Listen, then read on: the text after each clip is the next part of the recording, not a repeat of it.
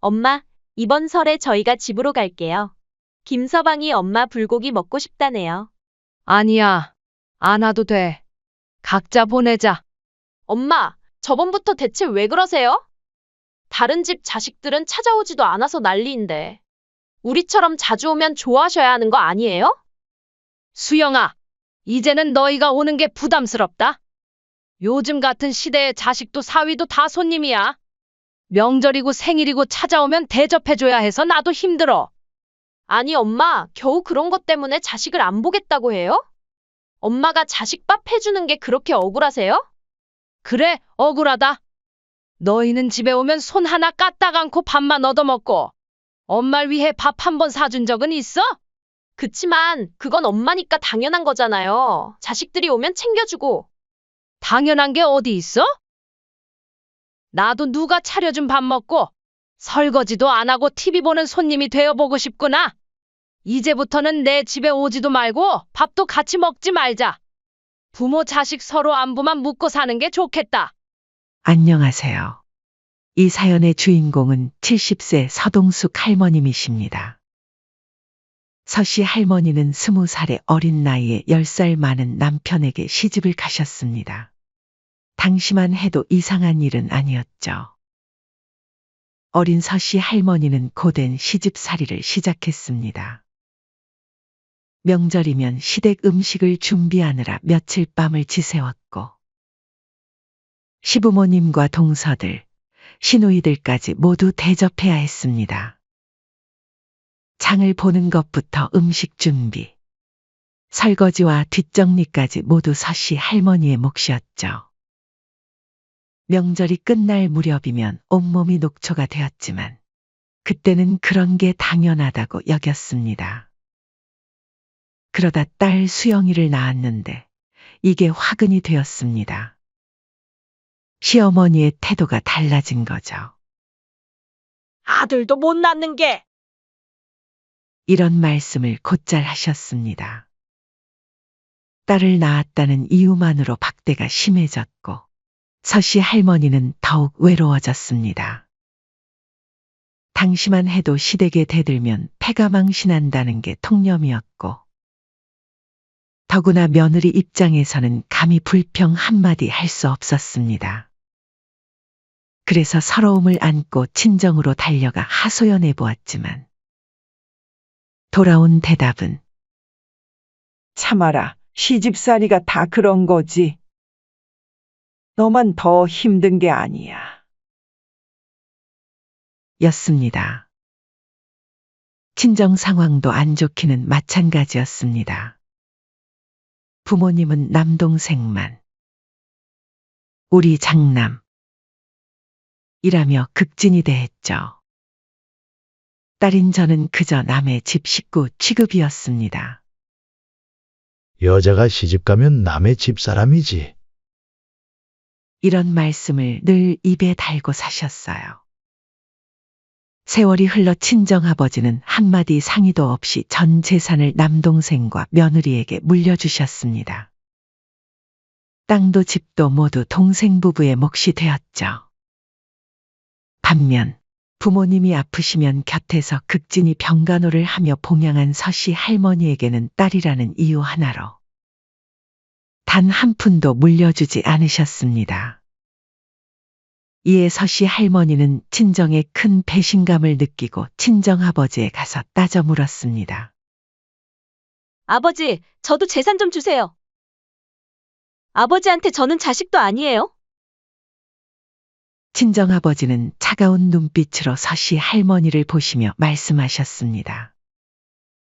딸은 안 돼. 동생은 집도 사주고 땅도 사주면서 왜 저는 한 푼도 안 주시는데요? 아버지 아프실 때 병간호하고 용돈도 드린 게 누군데? 동수 그놈 자식이 이런 거 한 번이라도 한 적 있어요? 입이 있으시면 말씀해보세요, 아버지. 시끄럽다.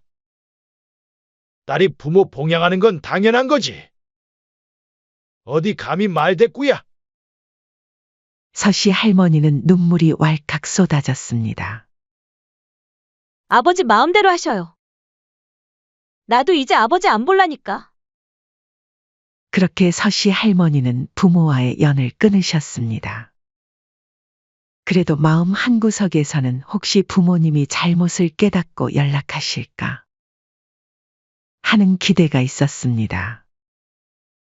하지만 그런 일은 일어나지 않았죠.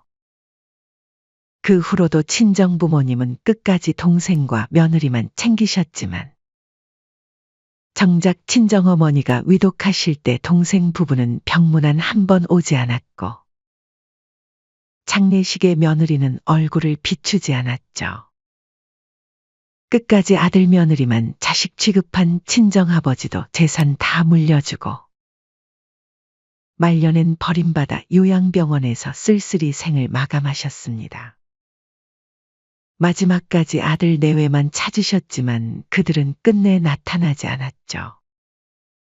이렇게 서씨 할머니는 딸이라는 이유로 평생 차별받으며 살았습니다. 시댁에서는 며느리라는 이유로, 친정에서는 딸이라는 이유로 늘 뒷전이었죠. 그래서 자신의 딸 수영이만큼은 절대로 이런 서러움을 겪게 하고 싶지 않으셨습니다. 이런 다짐으로 딸을 금이야 오기야 키웠습니다. 딸 수영이가 하고 싶은 건 뭐든 다 해주려 했고 공부도 열심히 시켰죠. 특히 딸이 결혼을 한다면 난 절대로 우리 부모님처럼 하지 말아야지. 우리 딸의 든든한 편이 돼줄 거야. 라고 마음먹었습니다. 시간이 흘러 남편은 먼저 세상을 뜨고 서씨 할머니의 딸 수영이는 할머니의 전폭적인 지지 덕분에 무사히 대학 졸업 후 은행원이 되었습니다. 할머니는 딸이 자신처럼 고생하지 않고 전문직을 가지게 된 것이 무척 자랑스러웠죠. 우리 딸 은행원 됐다며 시장 가는 길에 만나는 이웃들에게 자랑하고 다녔습니다. 그러다 30살이 되던 해 수영이는 소개팅으로 지금의 사위를 만났습니다. 첫 만남에서 사위는 예의 바르고 듬직해 보였습니다. 대기업에 다니는 든든한 신랑감이었죠. 딸이 사위를 처음 소개시켜줬을 때가 기억납니다. 엄마, 이분이 제가 말씀드렸던 민수 씨예요. 어머니, 안녕하세요. 수영 씨한테 말씀 많이 들었습니다. 아이고, 우리 사위 될 사람이 참 잘생겼네. 결혼식 날 서씨 할머니는 행복한 눈물을 흘렸습니다. 시집살이에 고생했던 자신과 달리 딸은 좋은 신랑을 만나 행복하게 살 수 있을 거라는 확신이 들었습니다. 수영아, 엄마는 내가 시집가서 고생할까봐 늘 마음이 아팠어. 하지만 이제는 안심이다. 넌 엄마처럼 살지 말고 행복하게 살아야 한다. 엄마, 저 때문에 고생하신 거 다 알아요. 이제는 제가 효도할게요. 그래, 우리 딸. 행복하게만 살면 그게 효도야. 결혼 후엔 모든 것이 순조로웠습니다. 엄마, 저 임신했어요. 뭐라고 임신? 축하한다, 우리 딸. 딸은 결혼 후 1년 만에 임신 소식을 전하며 서씨 할머니에게 큰 기쁨을 안겨주었습니다. 10개월이 지나고 손주 하빈이가 태어났습니다. 서씨 할머니는 눈물을 흘리며 진심으로 축하해 주었죠.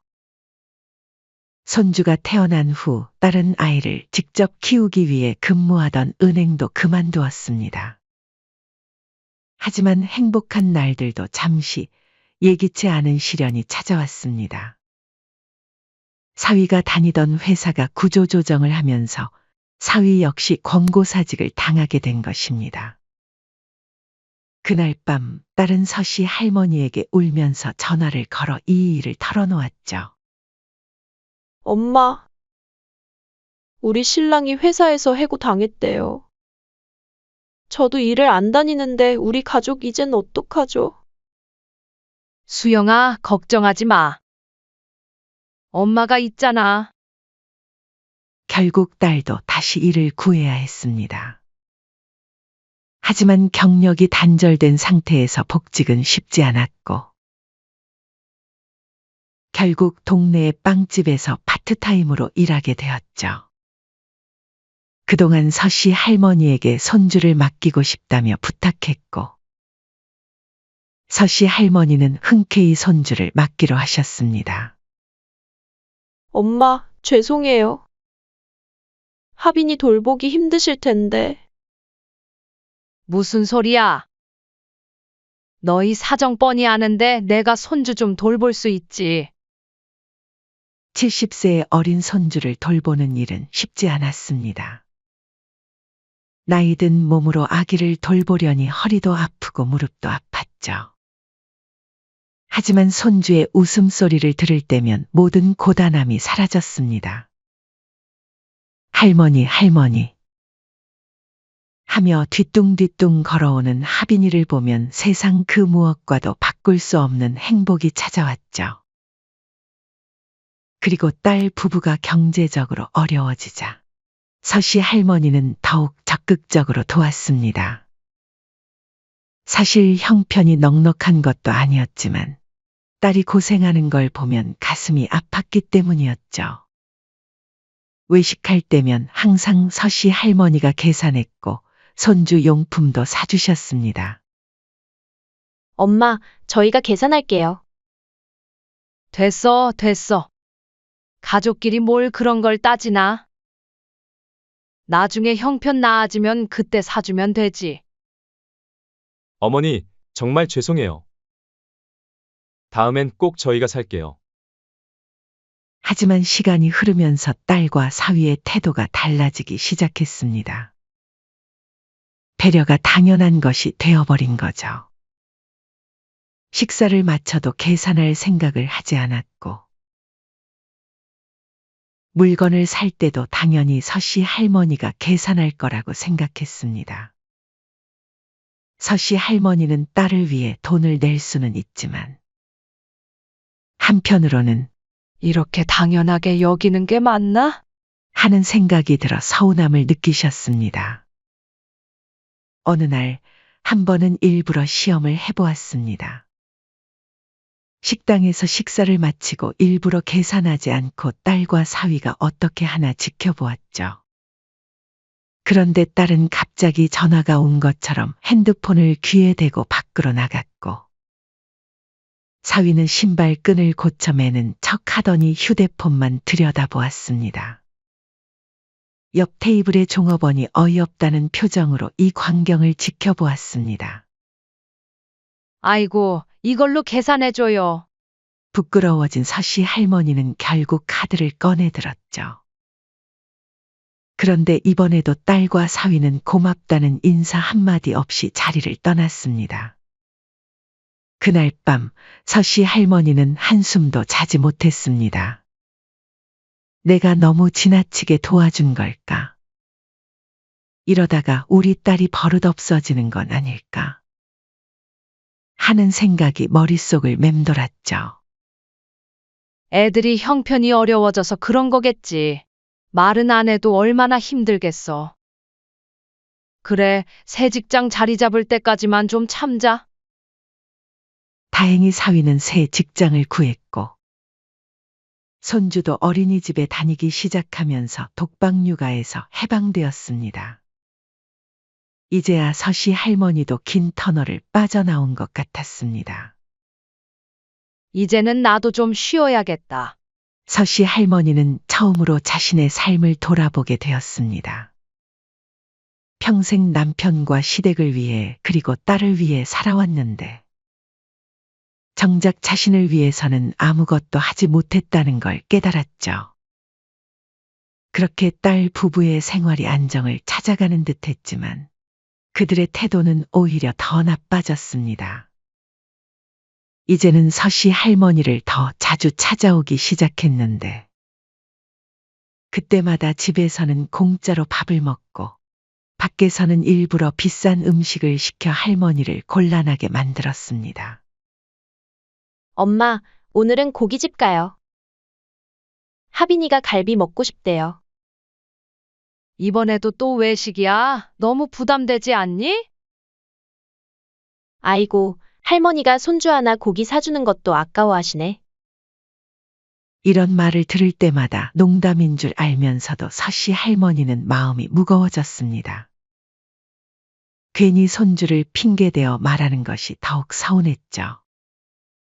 명절이 되면 상황은 더 심각했습니다.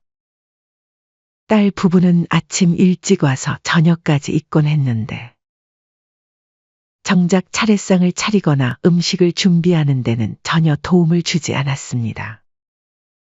서씨 할머니가 혼자서 모든 준비를 하는 동안 딸은 소파에 앉아 휴대폰만 보고 있었고 사위는 TV만 보고 있었죠. 수영아, 엄마 좀 도와줄래? 김치도 꺼내야 하고. 엄마, 저 피곤해서 좀 쉬고 있을게요.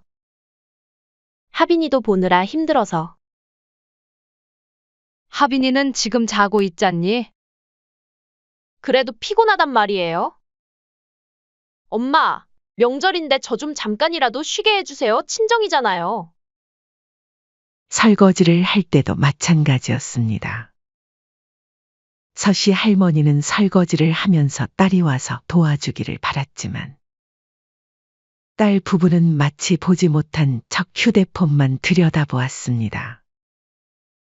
명절 음식을 준비하느라 쌓인 그릇들을 보면서도 꿈쩍하지 않았죠. 명절에 나만 일하는 게 맞는 건가? 자식이 아니라 꼭 손님 받는 것 같네. 에휴.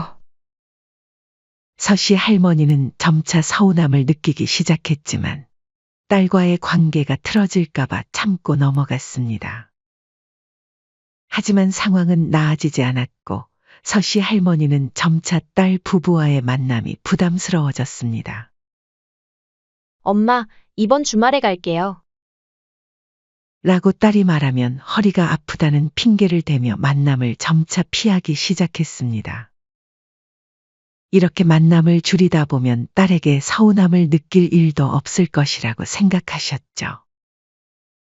하지만 그런 서씨 할머니의 마음과는 다르게 큰 사건이 터지고 말았죠. 그건 바로 서씨 할머니의 칠순잔치 날 생긴 일이었습니다. 한 달이 지나고 서씨 할머니의 칠순이 다가왔습니다. 딸 부부는 요즘 누가 칠순잔치를 하냐며 가족끼리 좋은 데에서 식사를 하는 건 어떠냐고 제안했고 서씨 할머니도 같은 생각이었기에 이에 동의했습니다. 한편으로 속으로는 오늘만큼은 당연히 딸이 내겠지 하는 기대가 있었습니다. 엄마, 제가 예약했어요. 한정식 집인데 괜찮죠? 한정식 좋지 깔끔하고 좋잖니. 인당 30만 원은 넘는 비싼 가격대였지만 자신의 생일이니까 특별히 딸이 준비한 것이리라 생각하고 부담 없이 받을 생각이었습니다. 하지만 식사가 끝나갈 무렵 믿기 힘든 상황이 벌어졌습니다. 어머. 하빈이가 갑자기 칭얼거리네요. 딸은 갑자기 급히 일어났고 사위는 장모님, 저희 먼저 가보겠습니다. 라며 자리를 박차고 일어났습니다. 마치 계획이라도 한 듯 척척 움직이는 모습이 서씨 할머니의 가슴을 찔렀습니다. 그 순간 서씨 할머니는 딸과 사위의 만행에 분노를 느꼈습니다. 해도 너무하다고 느낀 서씨 할머니는 더 이상 참을 수 없었습니다. 잠깐! 목소리가 떨렸지만 또렷하게 말했습니다. 오늘은 내 생일이잖니?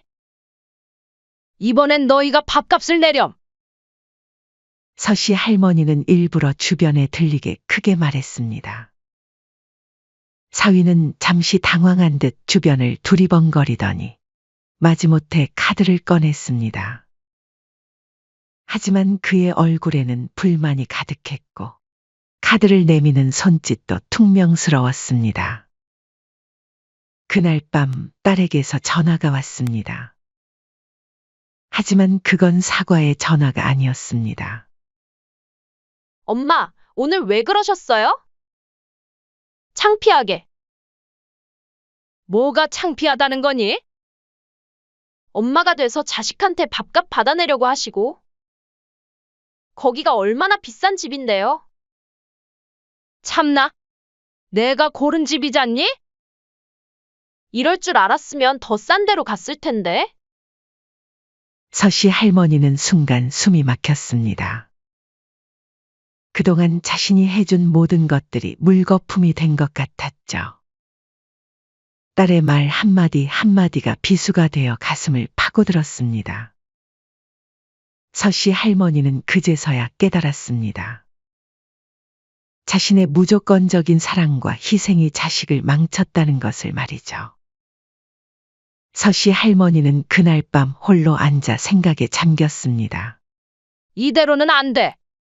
자식의 잘못은 부모로서 이제라도 바로잡아야 해. 이 기회에 저 못된 버릇을 단단히 고쳐줘야지. 서씨 할머니는 결심했습니다.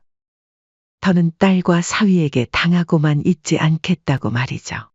그리고 딸과 사위가 자신의 잘못을 느낄 수 있게 그들이 했던 방식과 똑같이 행동해서 깨달음을 주고자 했습니다. 다음 주말 딸 부부가 또 만나자고 하자 서씨 할머니는 흔쾌히 동의했습니다. 하지만 이번에는 달랐습니다. 식사가 거의 끝나갈 무렵 서씨 할머니가 먼저 일어섰습니다. 엄마, 계산은요? 너희가 하면 되지. 난 바빠서 먼저 갈게. 딸과 사위의 당황한 표정을 보며 서씨 할머니는 속으로 통쾌함을 느꼈습니다.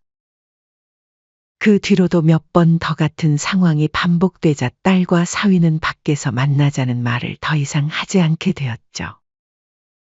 1월이 되고 설이 다가오자 엄마, 이번 설에 저희가 갈게요. 김서방이 불고기 먹고 싶다네요. 라며 딸이 전화로 말했지만 서씨 할머니는 오지 말라며 단호히 거절했습니다. 하지만 이런 서씨 할머니의 의견을 딸은 이해하지 못했습니다. 엄마, 저번부터 대체 왜 그러세요? 다른 집 자식들은 찾아오지도 않는데 우리처럼 자주 오는 사람이 어딨어요? 엄마는 우리가 만나는 게 그렇게 싫으세요?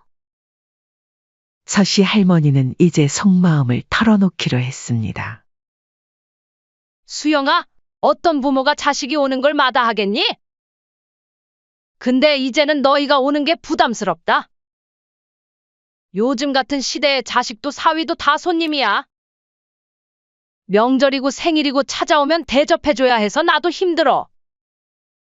엄마, 겨우 그런 것 때문에 자식을 안 보겠다고 해요? 엄마가 자식밥 사주는 게 그렇게 억울하세요? 그래, 억울하다. 집에 오면 손 하나 까딱 않고 밥만 먹고 밖에선 엄마가 매번 계산하잖니?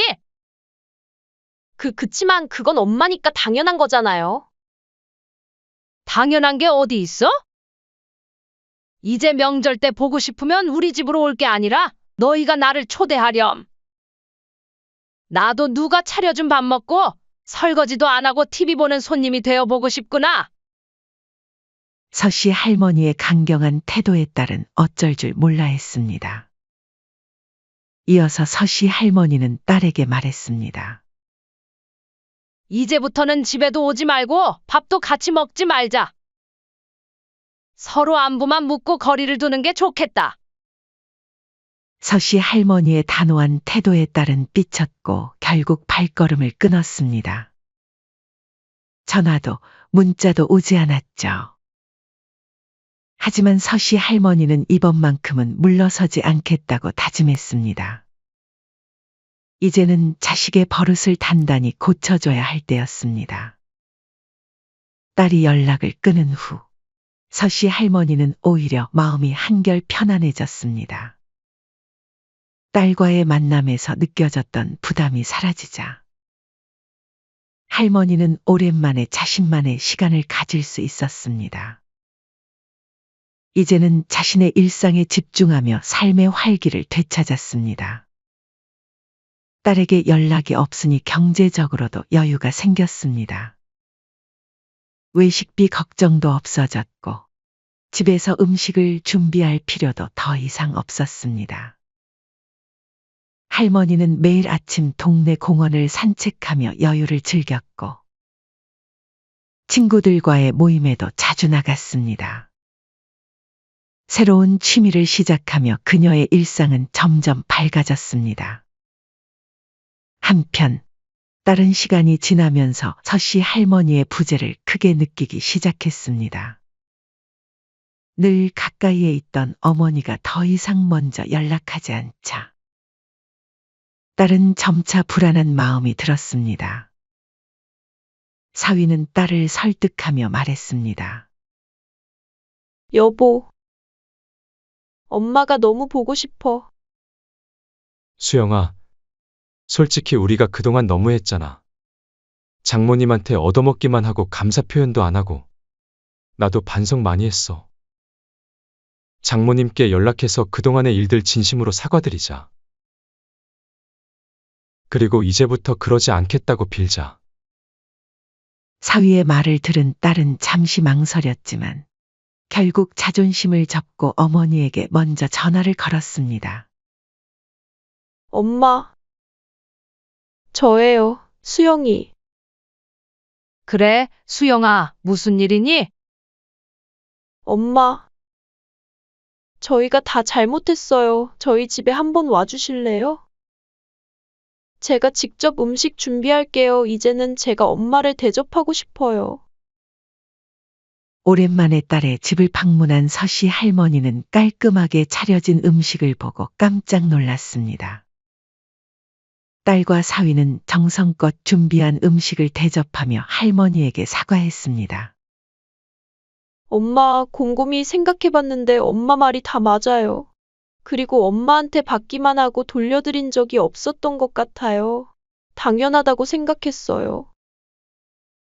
근데 깨닫고 나니 엄마한테 너무 미안하고 죄송스러웠어요.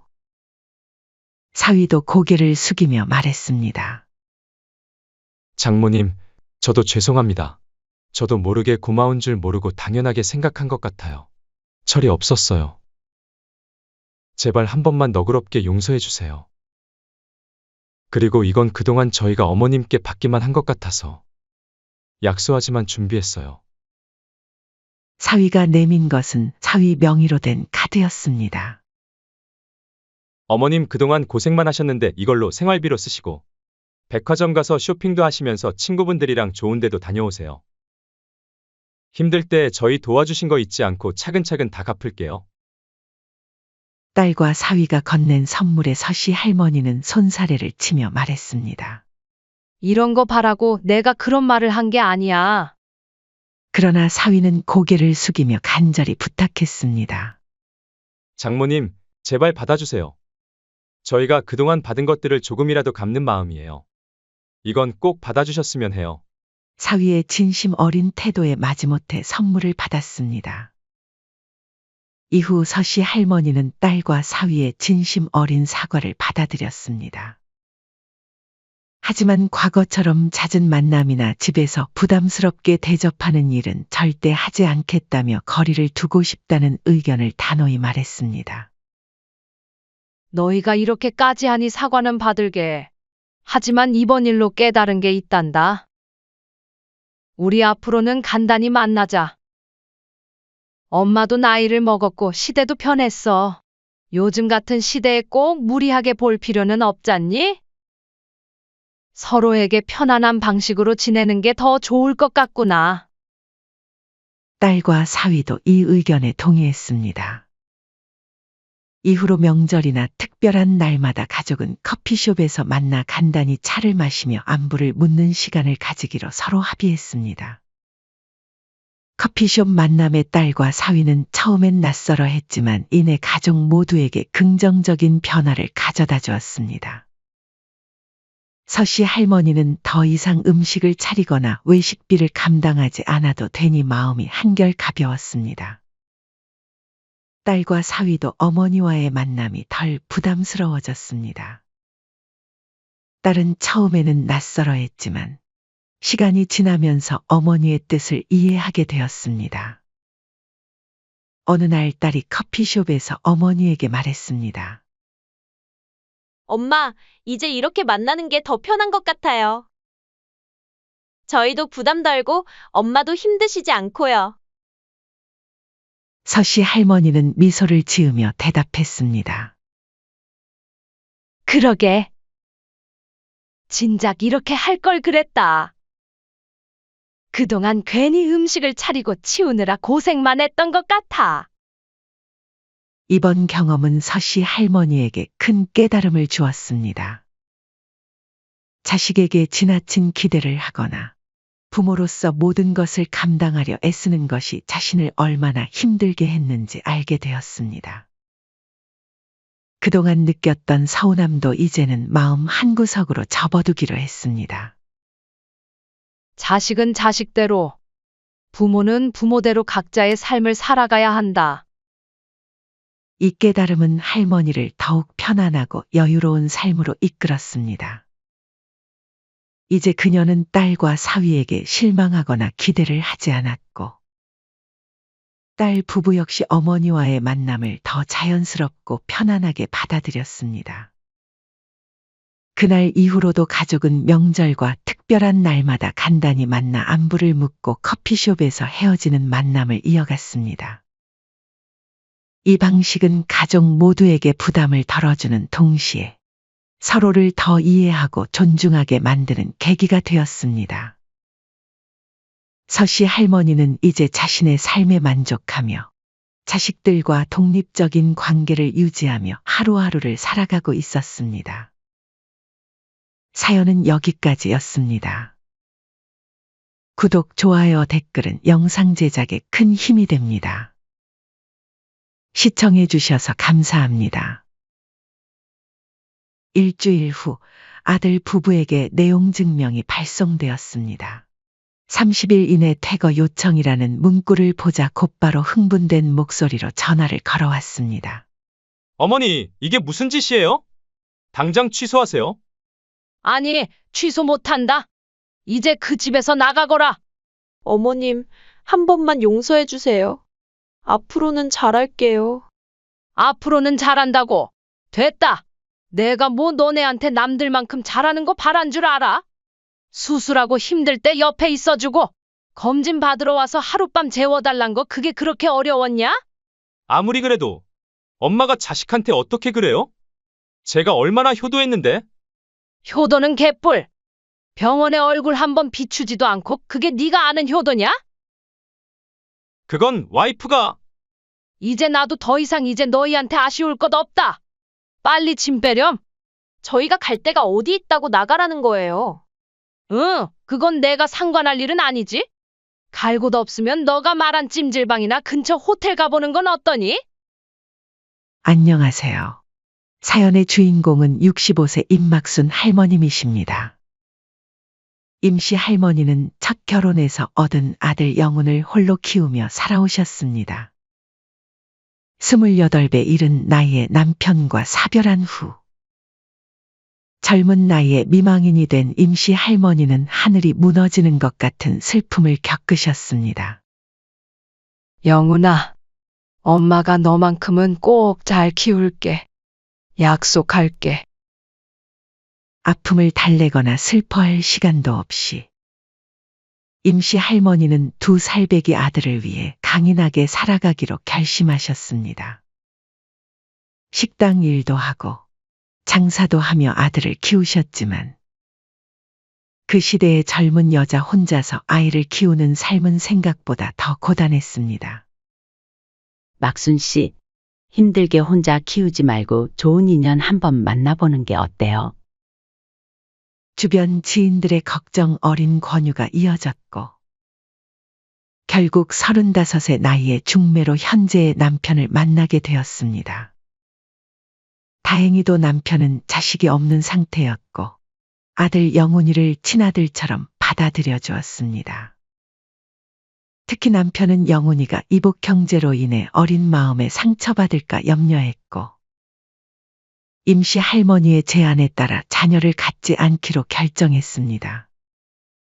나도 우리 아이를 낳고 싶지만 영훈이가 상처받지 않게 하는 게 먼저예요. 우리 셋이서 충분히 행복하게 살아봅시다.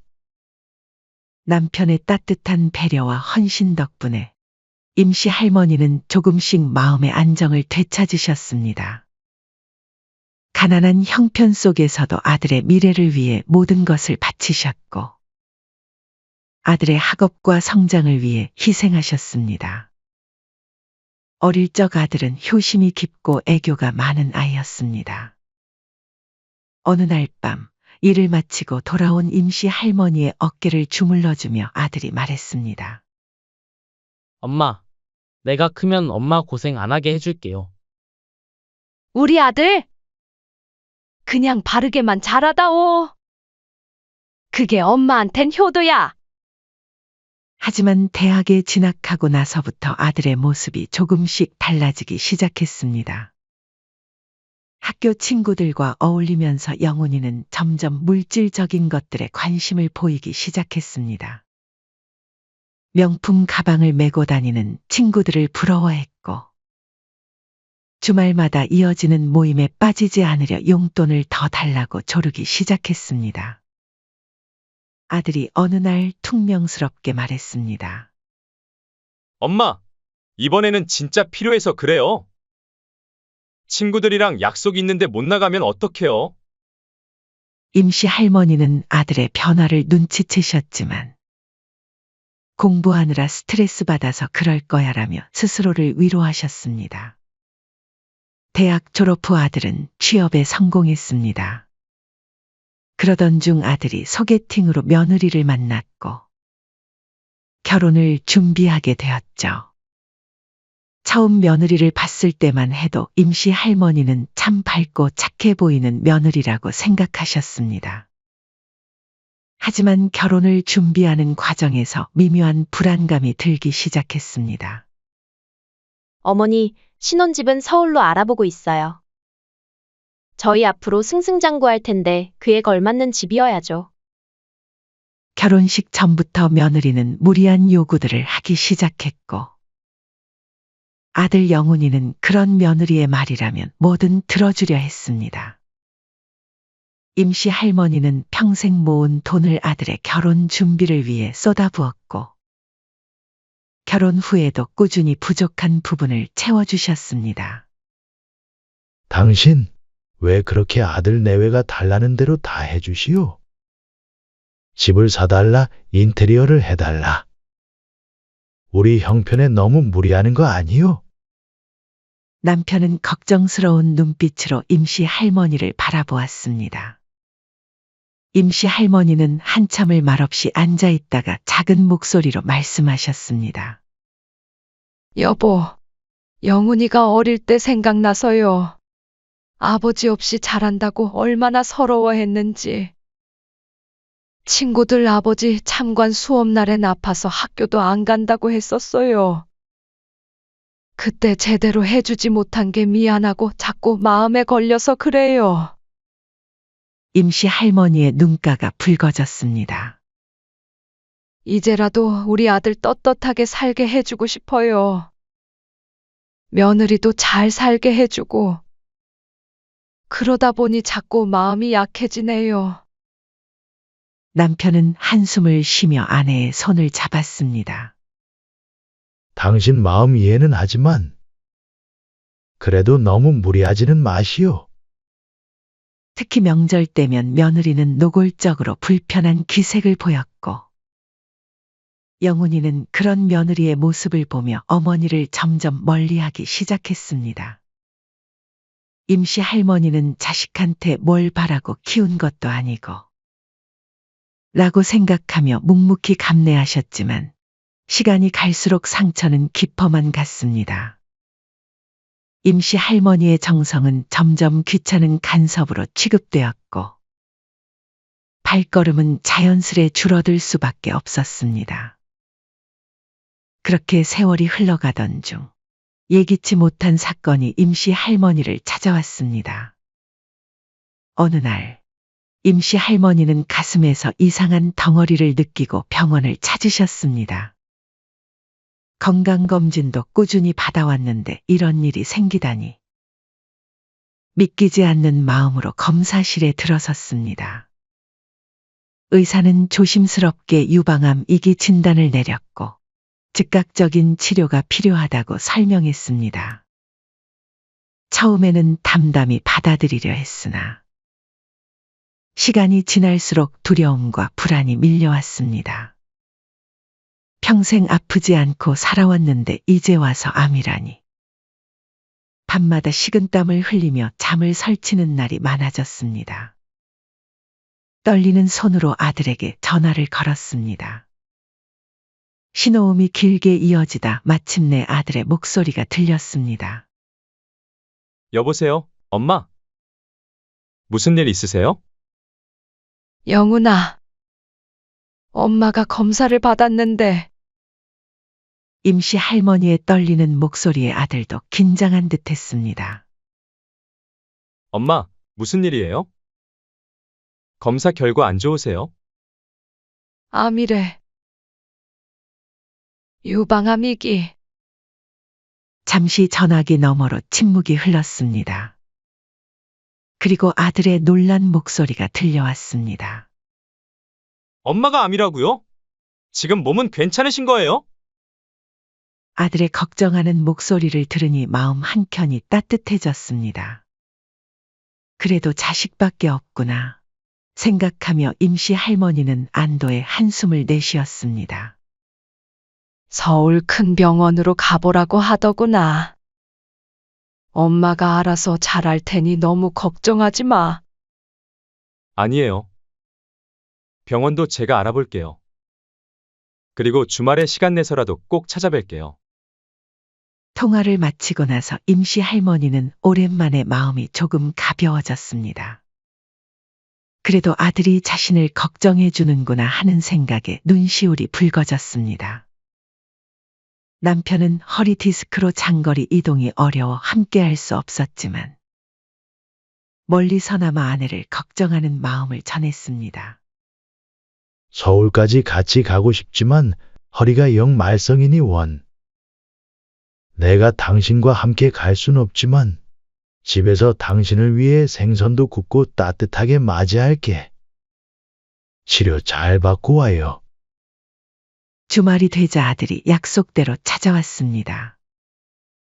큰 병원 예약도 직접 해주었고 입원 수속도 도와주었습니다.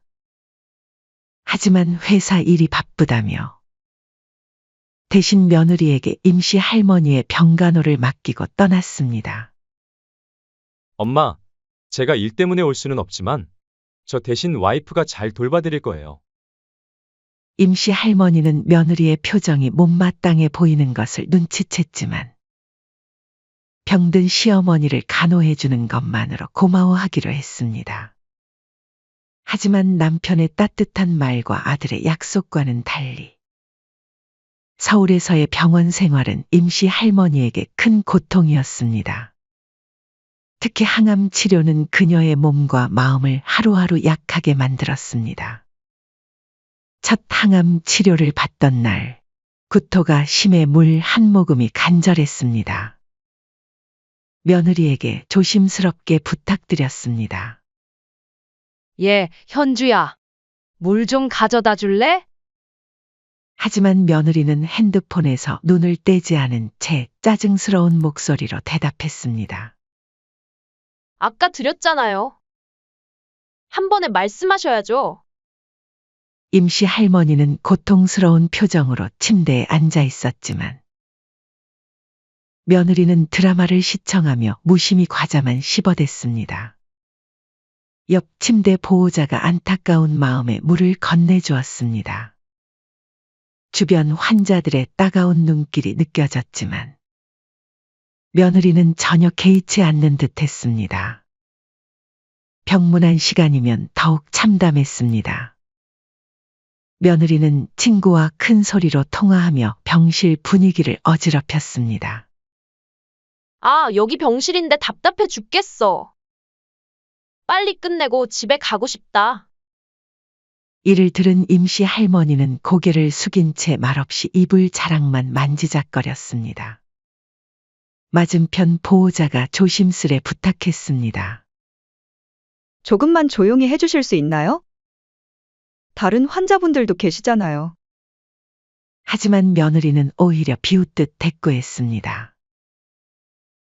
병원에서 통화도 못해요? 제가 뭐 큰 소리 낸 것도 아니잖아요. 결국 임씨 할머니가 민망한 마음에 고개 숙여 사과하며 상황을 무마했습니다. 죄송합니다. 저희가 조용히 하도록 하겠습니다. 가슴 한켠이 무너져 내리는 것 같았지만 며느리의 태도는 나아질 기미가 보이지 않았습니다. 오히려 날이 갈수록 더 심해지기만 할 뿐이었죠. 어머니, 저 오늘은 일찍 들어가 봐야 할 것 같아요. 친구들이랑 약속이 있어서요. 그래. 조심히 가거라. 매일 이런 핑계로 병실을 비우며 병간호를 소홀히 하는 며느리를 보며 임씨 할머니는 아들과의 통화에서 전부 말하고 싶은 마음이 굴뚝 같았습니다. 엄마, 치료는 받을 만하세요? 제가 못 가서 미안해요. 아니다. 너도 바쁜데 뭘. 현주가 알아서 잘해주고 있어. 하지만 괜히 아들 걱정시키지 말아야지. 내가 이런 말 해봤자 아들이랑 며느리 이간질 시키는 거 밖에 더 되겠어. 하는 생각에 행동으로 옮기지는 않았습니다. 임씨 할머니를 더욱 서글프게 하는 건 주변 환자들과 보호자들의 모습이었습니다. 옆 침대의 할머니는 딸이 매일 퇴근 후 들러 어깨를 주물러주며 오늘 하루는 어땠는지 살뜰히 물었고 맞은편 침대의 환자는 손주가 직접 그린 그림을 자랑스레 벽에 붙여두었습니다. 반면 임씨 할머니는 며느리의 무심한 태도와 아들의 긴 부재 속에서 외롭게 치료를 받아야 했습니다. 창밖으로 쓰러져가는 노을을 바라보며 임씨 할머니는 조용히 눈물을 훔치셨습니다. 가족이라는 이름이 이토록 공허하게 느껴진 적은 없었습니다. 암 치료만 끝나면 더 이상 이런 서러운 일은 없을 것이라며 자신을 위로했습니다. 다행히 수술은 다행히 성공적으로 끝났습니다. 의사는 경과가 좋다며 앞으로는 정기적인 검진만 잘 받으면 된다고 했습니다. 하지만 수술 부위가 완전히 아물지 않은 상태라 의사는 무리하지 말라고 신신당부했습니다. 하지만 서울까지 오가야 하는 검진이 임씨 할머니에겐 또 다른 시련이었습니다. 검진 날, 임씨 할머니는 아들의 집에서 하룻밤을 묵으려 했습니다. 아픈 몸을 이끌고 먼 길을 왔는데 하루쯤은 쉬었다 가고 싶었습니다. 하지만 아들의 아파트 앞에 도착했을 때 집에는 아무도 없었습니다. 임씨 할머니는 아들 집 현관 비밀번호도 몰라 들어갈 수도 없었습니다. 하지만 수술한 지 얼마 되지 않은 몸으로 1시간 넘게 서 있자니 다리가 후들거리기 시작했습니다. 떨리는 손으로 아들에게 전화를 걸었습니다. 영훈아, 병원에서 치료 끝났는데 너희 집에서 하룻밤만 묵고 가면 안 될까? 어머니, 검진 끝나고 내려가시는 거 아니었어요? 아, 곤란한데 우선 아내한테 물어볼게요. 잠시 후 며느리와 통화가 연결되었습니다. 어머님, 비밀번호는 좀 곤란할 것 같아요. 요즘은 개인정보가 중요하잖아요. 제가 좀 이따 집에 갈 테니까 그때 열어드릴게요. 그때까지 여기서 기다리라고. 네? 어쩔 수 없잖아요. 아니면 다음에 오시든가요. 임씨 할머니는 말문이 막혔습니다. 수술 부위가 욱신거리고 다리는 후들거렸지만 달리 방법이 없었습니다. 추운 바람을 맞으며 앉았다 섰다를 반복하는 동안 지나가는 이웃들의 궁금한 시선이 따가웠습니다. 거의 2시간이 지나서야 며느리가 나타났습니다. 어머님, 오래 기다리셨죠? 제가 일이 좀 있어서. 집 안으로 들어서자 며느리의 태도는 더욱 차가워졌습니다. 어머님, 저희 집이 좁아서 창고방이라도 주무셔야 할 것 같네요. 며느리가 가리킨 곳은 집안 작은 창고방이었습니다. 빨래하다 남은 세제 냄새와 곰팡이 냄새가 뒤섞인 좁은 공간이었습니다. 설마 나보고 여기에서 자라고? 어머님, 갑자기 찾아오셔서 저희도 방이 없어요. 그리고 애들 공부도 해야 하는데 방해되시잖아요. 임씨 할머니는 서운한 마음에 퇴근하고 돌아온 아들을 따로 불러 이야기했습니다. 하지만 돌아오는 아들의 대답은 더욱 차가웠습니다. 어머니, 저희 아내 불편해하지 않게 배려 좀 해주세요. 아픈 거 이해하는데 저희도 사정이 있잖아요. 그래도 나도 수술한 지 얼마 안 됐는데. 어머니, 제발 그만하세요. 아내가 그때 병간호도 해줬잖아요. 그리고 자식한테 너무 바라시는 거 아니에요? 임씨 할머니는 아들의 말에 가슴이 철렁 내려앉았습니다. 평생 자식 뒷바라지하며 살아온 세월이 주마등처럼 스쳐 지나갔습니다. 알았다. 미안하구나. 떨리는 목소리로 방으로 들어온 임씨 할머니는 창고방 바닥에 이불을 폈습니다. 수술 자국이 아직 아물지도 않았는데 찬바닥에 눕자 통증이 더욱 심해졌습니다. 한밤중 잠을 이루지 못하고 있을 때였습니다. 방 밖에서 아들과 며느리의 대화가 들려왔습니다. 여보, 어머님 언제 가실 거예요? 이러다 계속 우리 집에 오시면 어떡해요? 걱정 마. 내가 내일 잘 얘기할게. 빨리요. 오늘 재워드린 것만 해도 감지덕지 하셔야 하는데. 자꾸 이런 식이면 나도 곤란해요. 어머니가 여기 계시면 애들 교육에도 안 좋다고요. 알았어. 내일 병원은 동네로 옮기시라고 할게. 그래요, 이제 그만 끊어내요. 매번 검진 핑계로 오시는 것도 그렇고. 창고방 구석에서 임씨 할머니는 가슴이 찢어지는 듯한 고통을 느꼈습니다. 차가운 바닥에 앉아 몸을 웅크린 채 한밤중에 들려오는 아들과 며느리의 말 한마디 한마디가 비수가 되어 가슴을 파고들었습니다. 불과 몇 달 전, 수술 전날 밤 아들이 했던 말이 떠올랐습니다. 엄마 걱정 마세요. 제가 다 책임질게요. 그 말이 이제는 얼마나 공허하게 들리는지.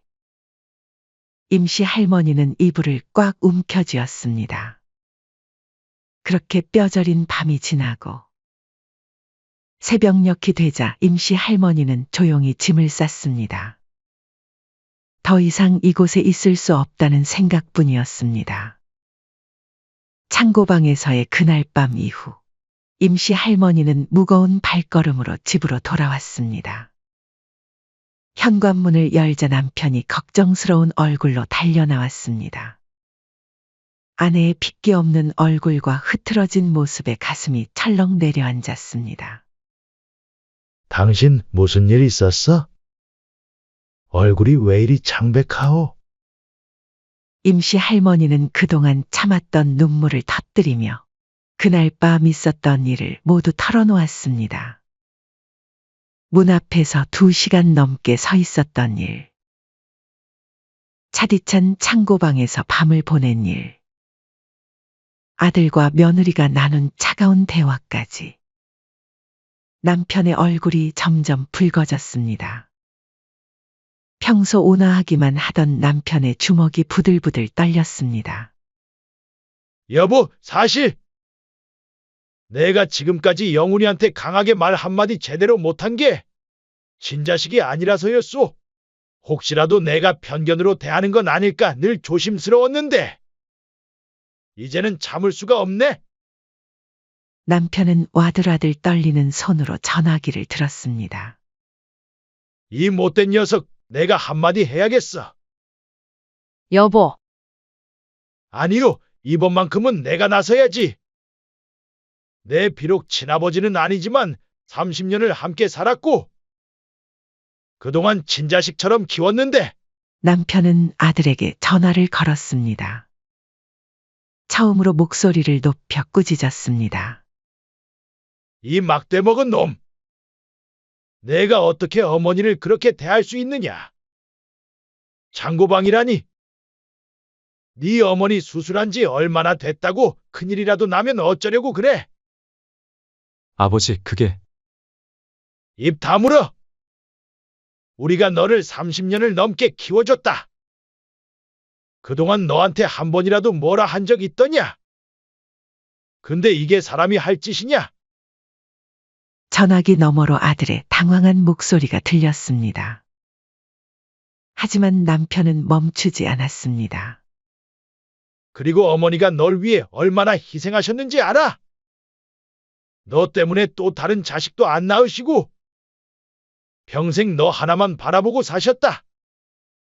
아버지, 아버지라고 부르지도 마. 개놈의 자식. 이럴 거면 연 끊어. 우리한테 뭐 바라지도 말어. 임씨 할머니는 남편의 모습을 보며 마음속에서 무언가가 달라지는 것을 느꼈습니다.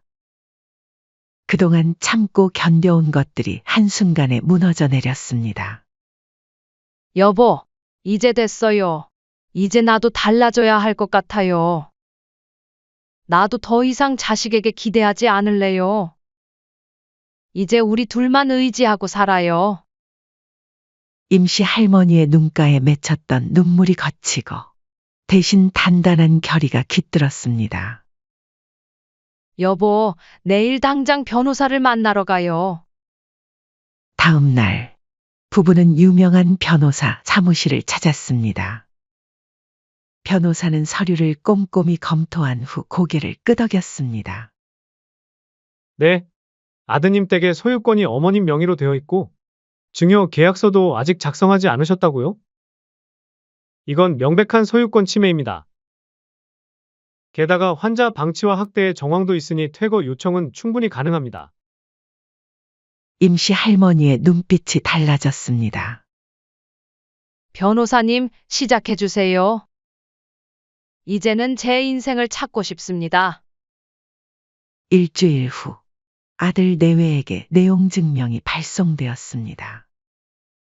30일 이내 퇴거 요청이라는 문구를 본 아들은 곧바로 흥분된 목소리로 전화를 걸어왔습니다.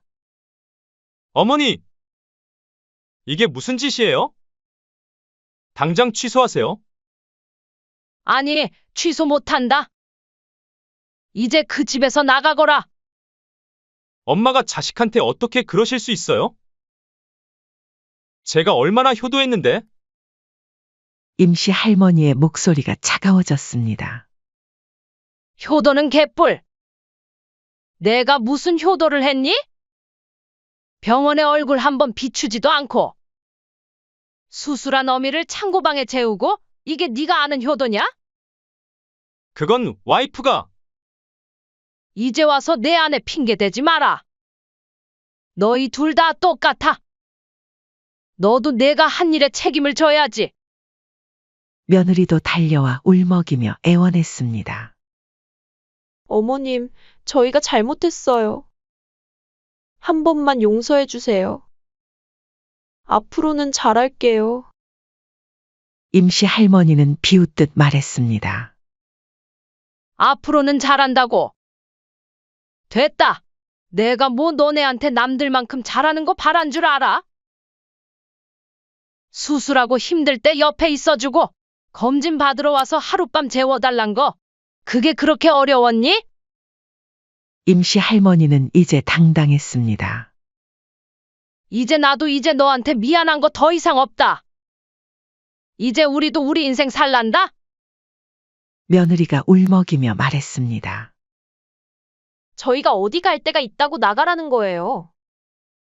임씨 할머니의 입가에 차가운 미소가 번졌습니다. 응? 그건 내가 상관할 일은 아니지.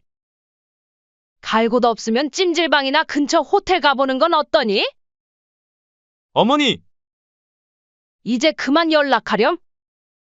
병에 걸려보니 남은 인생이 얼마나 소중한지 잘 알겠더라. 나도 이제 남편과 행복하게 노후나 보내며 살 생각이란다. 너희는 거기서 새지 바라보면서 불효자식의 말로가 어떨지 곰곰이 생각해보는 게 좋겠구나.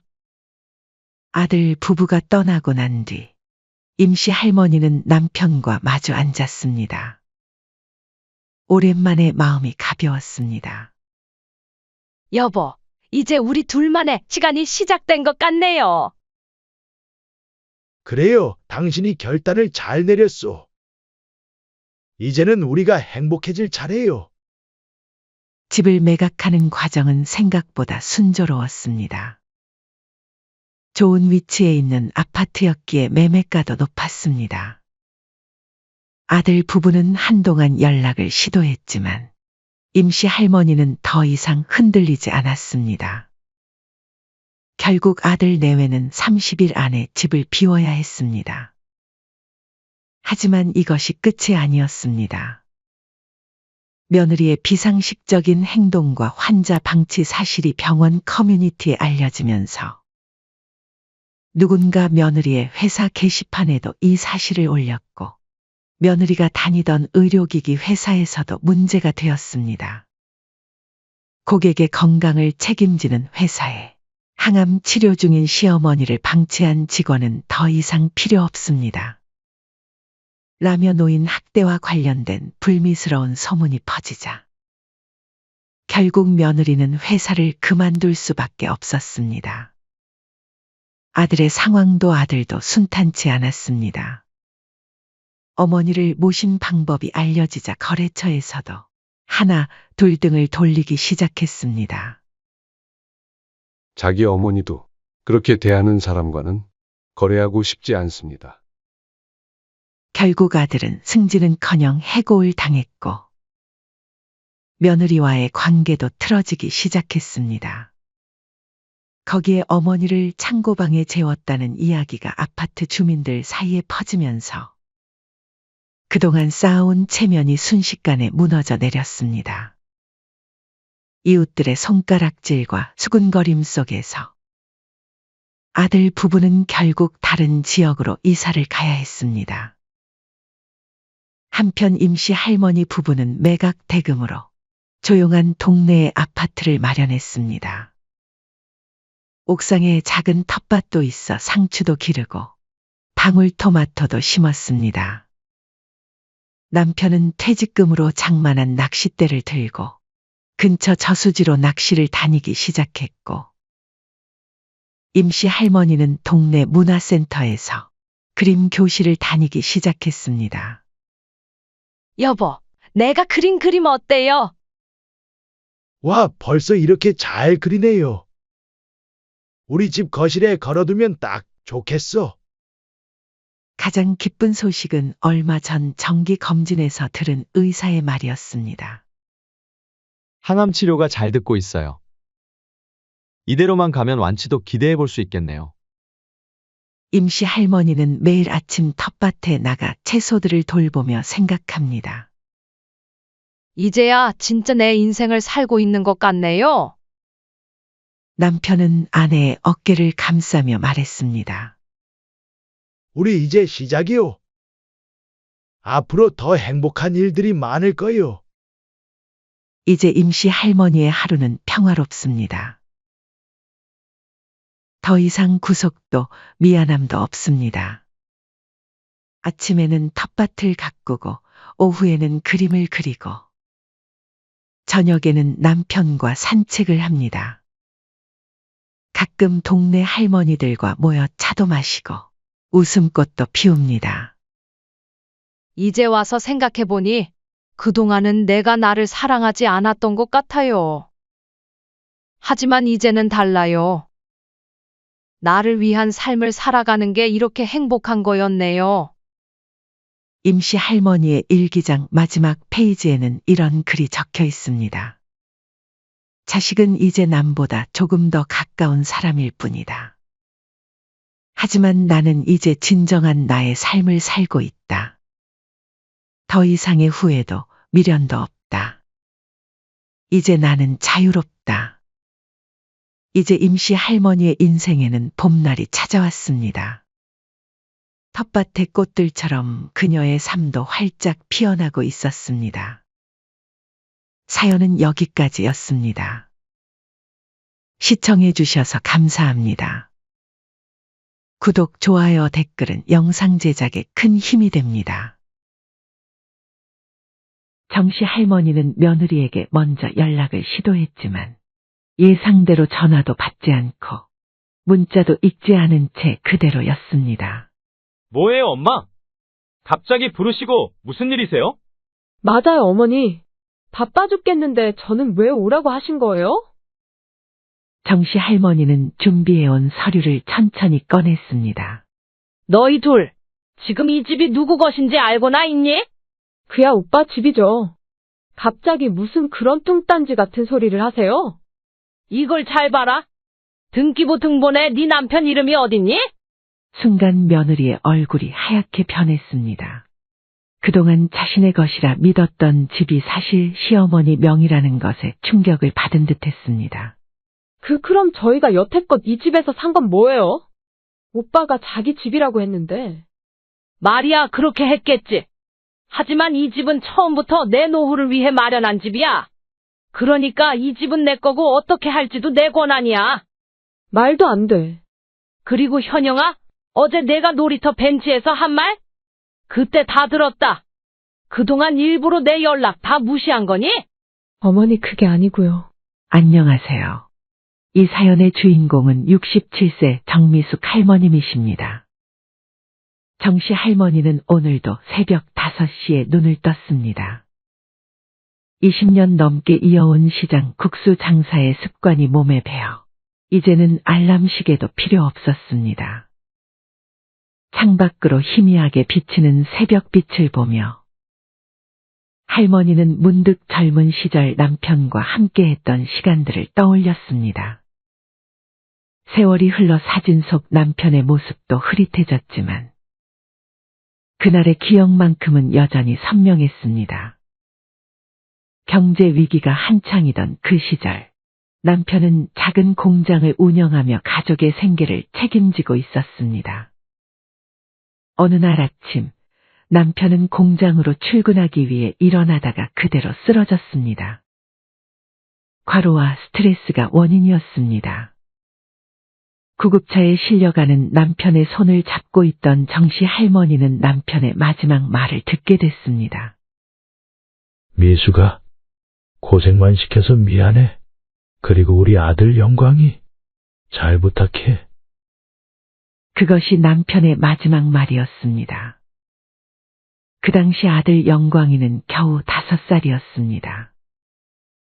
정씨 할머니에게 남은 건 남편이 진 산더미 같은 빚과 새파랗게 어린 아들 하나뿐이었죠. 당신 없이 내가 이 아이를 어떻게 키우라고. 장례를 치르고 돌아온 그날 밤, 정씨 할머니는 잠든 아들의 얼굴을 물끄러미 바라보았습니다. 눈물이 마를 새도 없었지만 그녀는 마음을 다잡았습니다. 못할 게 뭐 있겠어. 살고자 하면 다 살 수 있어. 그 말은 스스로에 대한 다짐이었습니다. 다음 날부터 정씨 할머니는 새벽부터 밤늦게까지 일했습니다. 시장에서 남은 채소를 사다가 다듬어 팔고 남의 집 빨래와 청소를 도맡았습니다. 한 번도 해본 적 없는 식당 설거지까지 손이 닿는 모든 일을 했습니다. 공장 사모님으로 살았던 그녀에게 이런 고된 노동은 처음이었습니다. 밤이면 온몸이 쑤셨고 손바닥은 갈라지고 트였습니다. 하지만 정씨 할머니는 한숨 한 번 내쉬지 않았습니다. 남편의 빚을 갚고 아들을 키우기 위해서는 이를 악물고 버텨야 했기 때문입니다. 그렇게 시간이 흘러 아들 영광이는 자랐습니다. 공부는 그리 잘하지 못했고 덤벙대는 성격의 실수도 잦았지만 착하고 정 많은 아이였습니다. 친구들이 어려움에 처하면 발 뻗고 나서서 도와주었고 어머니가 시키는 심부름을 한 번도 거절한 적이 없었습니다. 그래도 우리 영광이 마음 하나는 참 예쁘구나. 정씨 할머니는 그런 아들이 안쓰럽고 애틋했습니다. 남들처럼 똑똑하진 않아도 순수한 마음만큼은 누구보다 예뻤기 때문입니다. 가끔은 아들이 지 아버지를 닮아 너무 유순해서 걱정이 되기도 했습니다. 이후에 10년이 넘는 시간 동안 정씨 할머니는 국수 장사로 한 푼, 두 푼 모았습니다. 할머니, 이 국수는 정말 어머니 손맛이 그대로네요. 아이고, 과찬이세요. 그저 정성껏 만든 것뿐인데. 처음에는 시장 좌판에서 시작했지만 정갈하고 정성스러운 국수 맛이 입소문을 타면서 단골이 늘었습니다. 그 덕에 마침내 동네에 작은 가게도 낼 수 있게 되었죠. 아이고, 이게 꿈이야. 생시야, 이런 날도 오는구나. 허름하지만 자신만의 가게를 갖게 된 그날, 정씨 할머니는 밤늦게까지 가게를 닫고 또 닦았습니다.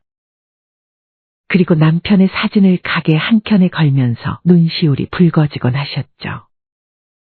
그렇게 남편의 빚을 모두 갚았을 때 정씨 할머니는 처음으로 한숨을 돌렸습니다.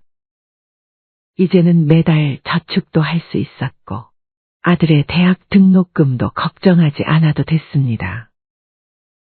한편 아들 영광이는 세수 끝에 수도권의 한 대학에 겨우 합격했고 졸업 후에는 작은 중소기업에 취직했습니다. 어머니, 저 드디어 취직했어요. 그날 정씨 할머니는 마치 자신이 취직한 것처럼 기뻐했습니다. 우리 아들, 이제 어엿한 회사원이 됐네. 내 아버지가 계셨다면 얼마나 기뻐하셨을까. 하지만 평화로운 날들도 잠시 아들은 사회생활을 시작한 지 얼마 지나지 않아 충격적인 소식을 들고 왔습니다. 엄마, 저 결혼해야 할 것 같아요. 정씨 할머니는 손에 들고 있던 국수를 내려놓으며 아들을 바라보았다. 뭐라고? 결혼이라니? 갑자기 그게 무슨 말이니? 처음에는 단순히 결혼하고 싶다는 뜻으로 받아들였지만 곧이어 아들의 이야기에 정씨 할머니는 심장이 철렁 내려앉았습니다. 교제한 지 3개월 밖에 되지 않은 여자친구가 임신을 했다는 것이었습니다. 상대 여자는 24살에 같은 대학 후배로 갓 졸업했지만 아직 취직도 하지 못한 상태였습니다. 아들 역시 27으로 어린 나이였습니다. 그날 저녁, 정씨 할머니는 한동안 말을 잇지 못했습니다. 너희는 도대체 뭐가 준비됐다고 결혼을 한다는 거야? 살 집은 있니? 돈은? 여자의 부모님은 뭐라 하시는데? 친정에선 우리끼리 알아서 하라고 하시는데 엄마가 좀 도와주시면 안 될까요? 저 정말 잘 살 자신 있어요. 이제 겨우 한숨 돌리나 했는데 또다시 험난한 길이 예고되는 것만 같았습니다. 하지만 뱃속의 소중한 생명을 외면할 수는 없었습니다. 어휴, 애가 생겼으니 결혼은 해야지. 하지만 영광아, 내 말 똑똑히 들어라. 내가 너희한테 줄 집은 내 노후를 위해 마련한 집이야. 너희에게 그냥 주는 게 아니야. 너희가 책임감 있게 돈을 갚아야 할 거야. 알겠니? 아들은 연신 고개를 끄덕이며 네, 엄마. 그렇게 할게요. 정말 감사해요. 이 은혜 절대 잊지 않을게요. 라고 말했습니다. 결혼식 준비에 정씨 할머니는 어린 아들 부부를 위해 혼수와 가전제품까지 모두 부담했습니다. 며느리의 집안도 형편이 넉넉지 않았기에 친정에서는 큰 도움을 줄 수 있는 상황은 아니었습니다. 정씨 할머니는 아들의 걱정스러운 새로운 출발을 지켜보며 부디 아들과 며느리가 가정을 잘 꾸려나가기를 뒤에서 응원했습니다. 결혼 초기 24살의 어린 나이에 시집온 며느리는 서툴고 미숙했습니다. 정씨 할머니는 그런 며느리를 보며 한숨을 내쉬곤 했습니다. 요즘 애들은 다들 그런 거지 뭐. 나도 한때는 어렸으니까. 첫 아이를 낳고 육아에 서툴러 하는 며느리를 위해 정씨 할머니는 밤낮으로 도움을 주었습니다. 기저귀 갈기부터 젖병 소독까지 뿐만 아니라 출산한 어린 며느리까지 챙겼습니다. 정씨 할머니가 사실상 2명을 육아를 했다 해도 과언이 아닐 정도였죠. 다행히 며느리는 정씨 할머니를 친어머니처럼 따랐습니다. 어머니, 정말 감사해요. 저 어머니가 안 계셨으면 어쩔 뻔했어요. 그래. 너도 어린 나이에 시집와서 고생이 참 많구나. 하지만 몇 년의 시간이 흐르고 며느리의 태도는 달라지기 시작했습니다. 처음에는 작은 변화였습니다. 할머니가 건네는 말에 대답이 짧아지고 눈을 마주치는 일도 줄어들었습니다. 그러다 점차 육아와 집안일을 전적으로 할머니에게 맡기기 시작했죠. 어머니, 오늘은 제가 친구들과 약속이 있어서. 애 좀 봐주실 수 있으세요? 어머님, 이번 주도 부탁드려요. 저도 이제 일 다니잖아요. 아침마다 어김없이 어린 손주를 데려오는 게 일상이 되었습니다. 어머니, 오늘도 부탁드려요. 예? 근데 요즘 너무 자주 오는 거 아니니? 회사에서 야근이 많아져서요. 어쩔 수 없어요. 일이 그렇게 바쁘면 애 돌봐줄 가정부를 쓰는 게 어떠니? 어머니, 남의 손에 맡기는 것보다 할머니가 보는 게 더 좋잖아요. 퇴근 시간은 점점 늦어졌고 주말에도 친구들과의 약속을 핑계로 아이를 맡기곤 했습니다. 정씨 할머니는 손주가 예뻐 마다하진 않았지만 점점 체력적으로 부담이 되기 시작했습니다. 명절이 다가오자 정씨 할머니는 며느리에게 일찍 와서 음식 준비를 도와달라고 부탁했습니다. 하지만 며느리는 당일 늦은 저녁이 되어서야 슬금슬금 나타났습니다. 심지어 얼굴에는 미안한 기색도 없어 보였죠. 어머니, 죄송해요. 친정에 들렀다가 오느라 좀 늦었네요. 사과의 말에는 진심이 느껴지지 않았고 준비해 놓은 음식도 거의 손을 대지 않았습니다. 대신 소파에 앉아 휴대폰만 만지작거렸습니다. 정씨 할머니는 서운한 마음을 달래며 며느리에게 말을 걸었습니다. 밥은 좀 같이 먹지 그러니? 가족끼리 대화도 좀 하고. 괜찮아요. 친정에서 먹고 왔어요. 대화는 그걸로 끝이었습니다. 며느리는 끝내 고개도 들지 않았습니다. 이후로도 명절마다 이런 일이 반복됐습니다. 며느리는 점점 더 늦게 오거나 아예 정씨 할머니의 집에 방문조차 하지 않았고 와도 얼굴만 비치고 가버렸습니다. 어느 날 정씨 할머니는 참다 못해 아들에게 물었습니다. 영광아, 며느리가 왜 이렇게 명절에 안 오는 거니? 아들은 잠시 머뭇거리다가 대답했습니다. 현영이가 어머니와 대화하는 게 좀 불편하대요. 아직 어려서 그러니 엄마가 좀 이해해 주세요. 그 말은 들은 정씨 할머니는 며느리가 이해가 되면서도 한편으로는 자신을 완전히 무시하고 있다는 느낌을 지울 수 없었죠. 하지만 더 충격적인 말은 손자의 입을 통해 들려왔습니다. 그날도 평소처럼 아침 일찍 며느리가 손주를 정씨 할머니의 집에 맡긴 날이었죠. 손자가 장난감을 가지고 놀다가 무심코 내뱉은 말이었습니다. 할머니랑 엄마는 사이가 안 좋아요? 응? 그게 무슨 말이니? 엄마가 할머니 전화 받지 말라고 했어요. 받으면 귀찮아진대요. 정씨 할머니는 손주의 말을 듣자 그 자리에서 얼어붙고 말았습니다. 손자의 순진한 눈빛을 마주하면서도 차마 대답을 하지 못했습니다. 정씨 할머니의 마음 한구석이 찢어지는 것 같았죠. 그러던 중 정씨 할머니에게 예상치 못한 일이 발생했습니다. 바로 정기 건강검진에서 심각한 문제가 발견된 것이었습니다. 의사는 정씨 할머니에게 수술이 필요할지도 모른다고 말했습니다. 할머님, 검사 결과 심장 판막에 문제가 있으셔서 수술하실 수도 있으세요. 이 부분은 다시 한번 검사해보죠. 아무래도 가족분들이 설명 들어야 하니까 다음에 오실 때는 가족분들이랑 같이 오세요. 마침 아들은 부산으로 장기 출장을 간 상황이었고 정씨 할머니에게 연락할 가족은 며느리뿐이었습니다.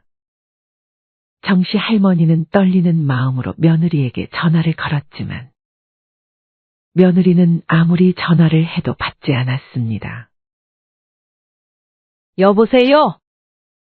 얘가 왜 전화를 안 받아? 수차례 전화했지만 모두 부재중 통화로 남았고 결국 정씨 할머니는 문자를 하나 남겼습니다. 현영아, 결과가 안 좋게 나와서 수술을 해야 할지도 모른다는구나. 가족이랑 같이 오라는데 혹시 시간 될 때 전화 좀 해줄래? 하지만 며느리에게 답장은 오지 않았고 결국 정씨 할머니 혼자서 병원을 다녀와야 했습니다. 아들에게 이 사실을 이야기하자 아들은 또다시 주저리 변명만 늘어놓았습니다. 요즘 애엄마가 신경 쓸 일이 많아서 그래요. 제가 따로 현영이한테 따로 말할게요, 어머니.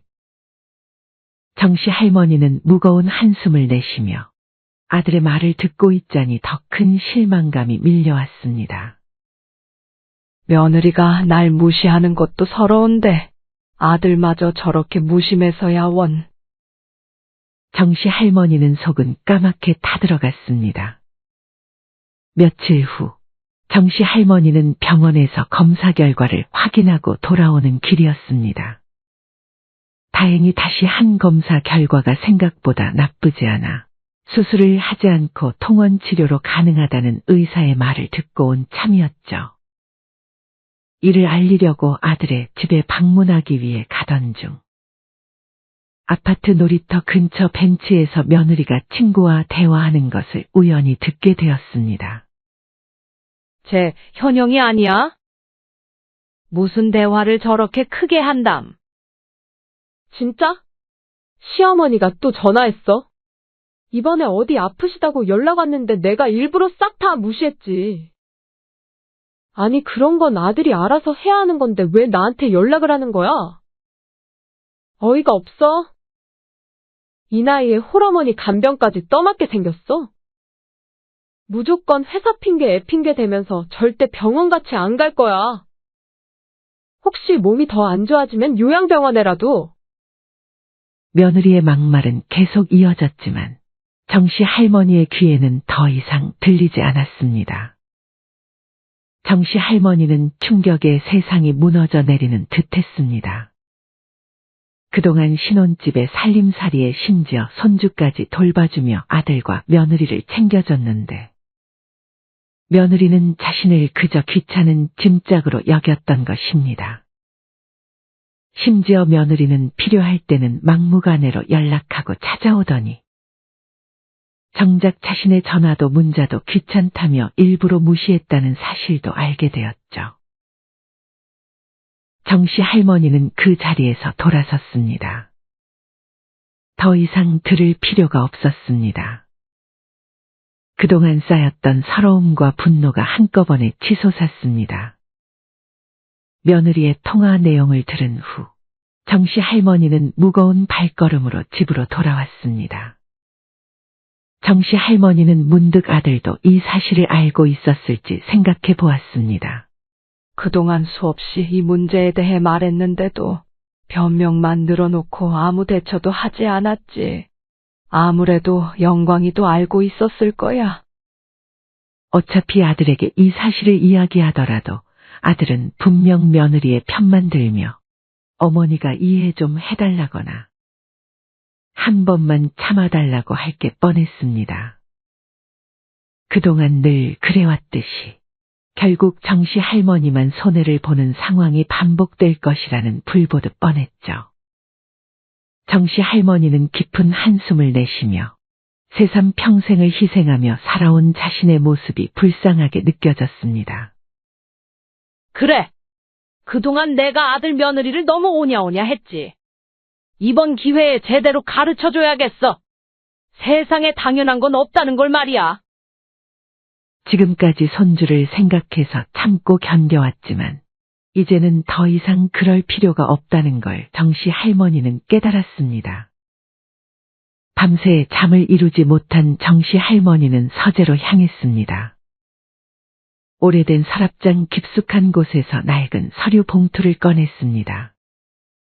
그 안에는 아들 부부를 위해 모아둔 통장과 등기부등본이 고스란히 보관되어 있었습니다. 다음 날 아침 일찍 정씨 할머니는 변호사 사무실을 찾았습니다. 서류를 검토하는 변호사의 표정은 진지했습니다. 한참을 서류를 살펴본 변호사는 고개를 끄덕였습니다. 법적으로는 전혀 문제가 없습니다. 모든 권리가 할머님께 있어요. 그럼 제가 어떤 대처를 해도 문제가 없다는 거죠? 네, 전혀 문제 없습니다. 오히려 지금까지 너무 관대하셨던 거예요. 변호사와의 상담을 마치고 돌아온 정씨 할머니는 이제 실행에 옮길 차례라고 생각했습니다. 집으로 돌아와 아들에게 전화를 걸었습니다. 사실 며느리에게 먼저 연락을 시도했지만 예상대로 전화는 받지 않았습니다. 문자 메시지도 읽지 않은 채 그대로였습니다. 정씨 할머니는 쓴웃음을 지으며 중얼거렸습니다. 끝까지 받지 않으려나 보네. 그래, 내가 무시한 이 전화로 결국 어떻게 될지 두고 보자. 수화기 너머로 들리는 아들의 목소리는 평소와 다름없이 무심했습니다. 영광아, 내일 저녁에 집에 좀 들리렴. 네. 갑자기요? 너랑 현영이한테 같이 얘기할 게 있어. 무슨 일이신데요? 그건 내일 와서 얘기하자꾸나. 현영이도 꼭 같이 오라고 전해주렴. 다음 날 저녁, 아들과 며느리가 정씨 할머니의 집을 찾았습니다. 며느리의 표정은 불만이 가득했고 귀찮다는 기색이 역력했습니다. 어머니, 바빠 죽겠는데 저는 왜 오라고 하신 거예요? 아들은 이미 분위기가 심상치 않음을 느꼈는지 불안한 표정을 짓고 있었습니다. 어머니의 달라진 분위기를 감지한 듯했죠. 엄마, 갑자기 왜 그러세요? 무슨 일이신데요? 정씨 할머니는 준비해온 서류를 천천히 꺼냈습니다. 너희 둘, 지금 이 집이 누구 것인지 알고나 있니? 아들은 순간 당황한 기색이 역력했지만 며느리는 오히려 뻔뻔한 태도로 대답했습니다. 그야 오빠 집이죠. 갑자기 찾아와서 무슨 그런 뚱딴지 같은 소리를 하세요? 정씨 할머니는 며느리의 말에 코웃음을 치며 서류를 내밀었습니다. 이걸 잘 봐라. 등기부 등본에 내 남편 이름이 어딨니? 이 집은 처음부터 내 명이었어? 순간 거실에 정적이 흘렀습니다. 며느리의 얼굴이 순식간에 굳어졌고 아들은 당황한 듯 어머니를 바라보았습니다. 이 집 내가 너희에게 임시로 빌려준 거야. 너희가 나중에 잘 자리 잡고 갚아가겠다고 약속했으니 믿었지. 그런데 지금까지 뭐 하나 갚은 게 있냐? 며느리의 얼굴이 하얗게 변했습니다. 그동안 자신의 것이라 믿었던 집이 시어머니 명의라는 사실에 충격을 받은 듯했습니다. 그럼 저희가 여태껏 이 집에서 산 건 뭐예요?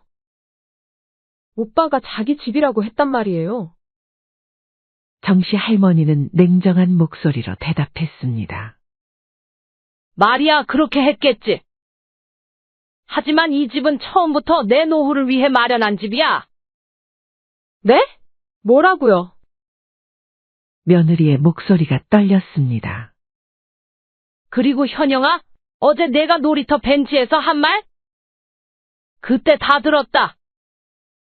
정씨 할머니의 말에 며느리는 그동안의 뻔뻔한 태도는 온데간데 없이 사라지고 이제서야 사태의 심각성을 깨달은 듯 손을 덜덜 떨기 시작했습니다. 그 자리에서 다리에 힘이 풀린 며느리는 소파에 털썩 주저앉은 채 말했습니다. 어머니, 그게 아니라, 그래서 그동안 일부러 내 연락 안 받은 거니? 어머님, 그건 그냥 친구랑 하는 농담이었어요. 진심이 아니었는데. 아들은 무슨 상황인지 영문도 모른 채 어리둥절한 표정을 짓고 있었고 며느리는 눈물을 글썽이며 변명했습니다. 하지만 정씨 할머니는 단호하게 말했습니다. 너희가 내 도움을 당연하게 여긴 것도 문제지만 특히 며느리가 나를 개무시하고 연락도 일부러 피하는 꼴을 보니 이제는 더 참을 수 없어. 너희가 나를 대우해주지 않는데 나도 너희를 위해 이렇게까지 해줄 이유가 없잖니? 마음 같아선 그동안 못 받은 이자까지 전부 받아내고 싶지만 손주 얼굴 봐서 그건 참으마. 그 대신 다른 세입자들처럼 보증금과 월세를 내. 못하겠다면 이 집에서 나가. 아들이 황급히 어머니 앞으로 달려와 무릎을 꿇었습니다. 엄마, 보증금에 월세까지 내라고요? 우리 사정 뻔히 아시잖아요. 지금 저희 상황 정말 힘들어요. 다시 기회를 주시면 앞으로 저희가 엄마한테 더 잘할게요. 하지만 정씨 할머니의 결심은 확고했습니다. 수년간 쌓인 서운함이 폭발한 순간이었죠.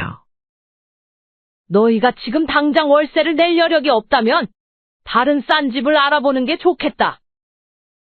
이제 너희도 예전처럼 어리지 않아. 스스로 살아갈 방법을 찾아보렴. 며느리는 갑자기 무릎을 꿇으며 울음을 터뜨렸습니다. 평소에 도도하던 모습은 온데간데 없이 사라지고 비굴한 태도로 빌기 시작했습니다. 어머니, 제가 잘못했어요. 제가 잠깐 미쳤었나 봐요. 하지만 정씨 할머니의 마음은 이미 돌아선 뒤였습니다. 됐다. 그리고 나도 더 이상 며느리에게 연락하지 않으마. 그니까 너도 앞으로 연락하지 마렴. 어차피 너네 도움 필요할 때만 연락했으니 오히려 속이 다 시원하구나. 그 말을 끝으로 정씨 할머니는 아들 부부를 집 밖으로 내쫓았습니다. 이후에 정씨 할머니는 며느리와 아들이 당장 집을 떠나지 않도록 최소한의 유예 기간을 주었지만 아들 부부는 보증금과 월세를 마련하지 못했다는 등 변명을 늘어놓으며 시간을 끌었습니다. 하지만 정씨 할머니는 이삿날을 정하고 한치의 양보도 없이 집을 비우도록 명령했습니다. 결국 아들 부부는 자신들이 살던 집을 비워줄 수밖에 없었습니다. 그날 이후 정씨 할머니는 아들 부부와의 연락을 완전히 끊었습니다. 손주를 생각하면 마음 한켠이 아팠지만 이제는 자신의 삶에 충실하기로 했습니다.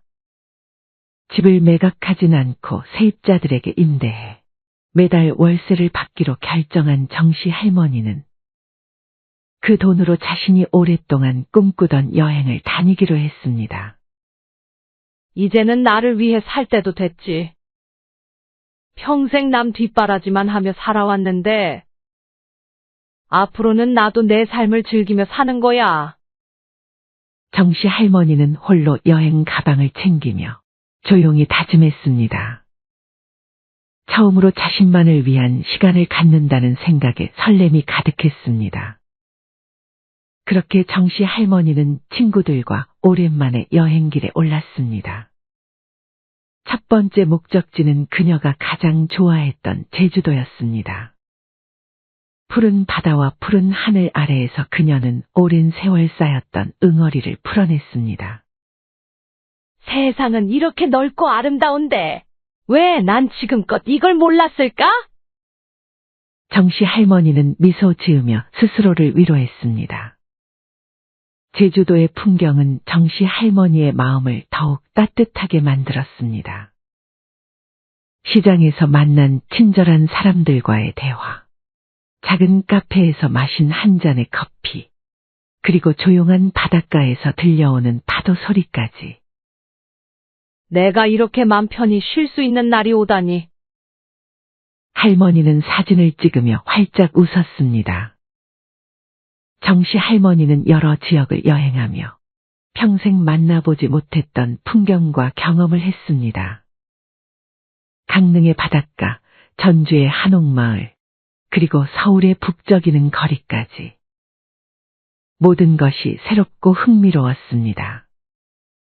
한편 아들과 며느리는 살던 곳과 조금 떨어진 작은 구축 임대 아파트로 이사를 가게 되었습니다.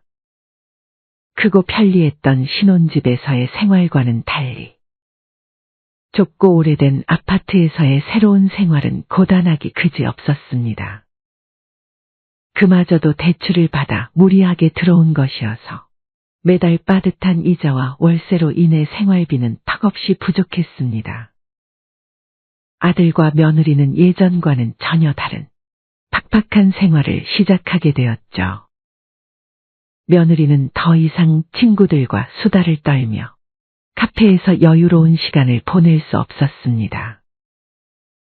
대신 동네 마트나 음식점에서 파트타임 일을 구해 부족한 생활비를 메꾸어야 했습니다. 여보, 이사 온 지 한 달이 지났는데도 적응이 안 돼요. 나도 그래. 하지만 우리가 자초한 일이잖아. 그동안 어머님이 얼마나 서운하셨을지 이제야 알 것 같아요. 아들과 며느리는 그동안 당연하게 누려온 것들이 사실은 어머니의 희생 덕분이었다는 사실을 점차 깨닫게 되었습니다. 정신 차린 아들은 더 이상 어머니에게 의존하지 않고 독립적인 가장이 되기 위해 부단히 노력했습니다. 월급에서 남는 돈은 저축하며 아내와 아이를 위해 더 좋은 환경을 만들겠다는 결심을 다졌습니다. 그리고 며느리도 이 일을 계기로 과거 자신의 무례함과 경솔함을 후회하고 정씨 할머니에게 한 행동을 속 깊이 반성하게 되었습니다. 몇 달이 지나고 아들과 며느리는 정씨 할머니를 찾아왔습니다. 아들과 며느리는 뻔뻔하고 어리석었던 예전의 태도와는 다르게 머리를 깊게 숙이며 그때의 일에 대한 용서를 빌었습니다. 어머니, 제발 저희 연락 좀 받아주세요. 어머니가 왜 그렇게 서운하셨는지 충분히 알 것 같아요. 그동안 어머니가 해주시는 걸 당연하게 생각했어요. 어머니, 저도 정말 반성 많이 했어요. 제가 얼마나 못된 며느리였는지, 어머니가 안 계시니까 어머니가 절 위해 애써주셨는지 깨달았어요. 너네가 이렇게 달라진 걸 보니 많이 느낀 게 있긴 한 것 같구나. 진심으로 반성한 듯한 아들 며느리의 태도를 보며 정씨 할머니는 마음이 서서히 풀리기 시작했습니다. 그래. 하지만 이제는 나를 위해 시간 보내기도 바쁘구나. 우리 연락은 꼭 필요할 때만 하자. 내가 너희에게 먼저 연락할 일도 없을 거야. 정씨 할머니의 단호한 태도에 아들과 며느리는 더 이상 아무 말도 할 수 없었습니다. 시간이 흐르며 아들과 며느리는 할머니와의 관계를 회복하기 위해 꾸준히 노력했습니다. 명절이나 중요한 날이면 선물과 함께 감사의 마음을 전하며 거리를 좁히려 했었고, 이런 노력하는 모습에 정씨 할머니는 아들 부부를 용서해 주었습니다. 하지만 예전과 같은 가까운 관계를 허락하지는 않았습니다. 어머니, 저희랑 같이 사시는 건 어떠세요? 혼자 사시기 힘들지 않으세요? 말은 고맙지만 너무 가까이 지내면 또다시 상처받는 일이 생길 거야. 딱 이 정도 거리가 제일 좋아. 정씨 할머니는 명절이나 생일 같은 특별한 날에만 가끔 아들 부부를 자신의 집으로 초대했습니다. 가끔 만나서 더 좋았고, 가끔 만나기에 서로의 소중함을 더 잘 느낄 수 있었습니다. 정씨 할머니는 이 선택에 후회는 없었습니다. 여행을 다니고 친구도 만나고 바깥 생활을 하며 외로움도 전혀 느끼지 못했습니다. 정씨 할머니는 오랜 시간 자신을 희생하며 살아온 삶에서 벗어나 자유와 여유를 누리며 행복한 삶을 선택했습니다. 할머니의 단호한 결단은 가족들에게 책임과 예의를 가르치는 교훈으로 남았습니다. 가족도 너무 가깝게 지내기보단 한 발짝 떨어져 지내는 게 나을 때도 있는 법이지.